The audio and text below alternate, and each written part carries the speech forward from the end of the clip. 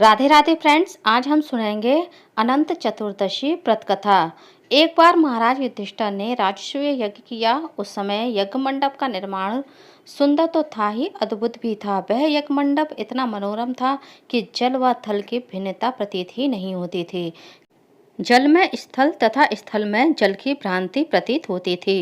बहुत सावधानी करने पर भी बहुत से व्यक्ति उस अद्भुत मंडप में धोखा खा चुके थे।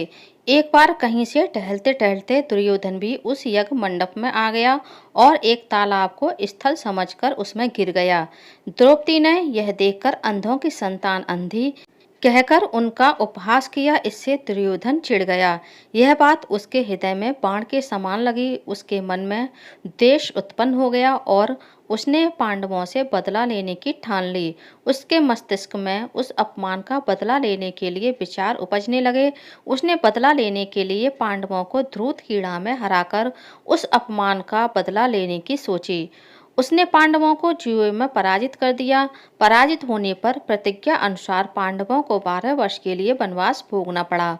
वन में रहते हुए पांडव अनेक कष्ट सहते रहे। एक दिन भगवान कृष्ण जब मिलने आए तब युधिष्ठिर ने उनसे अपना दुख कहा और दुख को दूर करने का उपाय पूछा। तब श्री कृष्ण ने कहा, हे युधिष्ठिर, तुम विधि पूर्वक अनंत भगवान का व्रत करो। इससे तुम्हारा सारा संकट दूर हो जाएगा और तुम्हारा खोया हुआ राज्य पुनः प्राप्त हो जाएगा। इस संदर्भ में श्री कृष्ण ने उन्हें एक कथा सुनाई।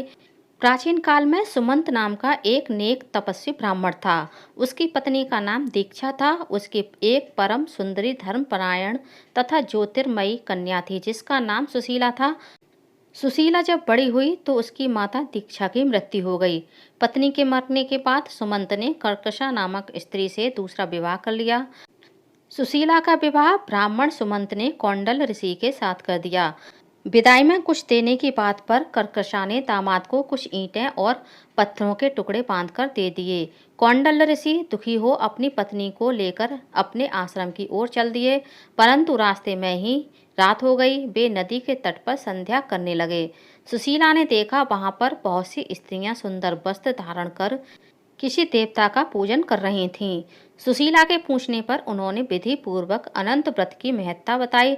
सुशीला ने वहीं उस व्रत का अनुष्ठान किया और 14 गांठों वाला डोरा हाथ में बांधकर ऋषि कौंडल के पास आ गई।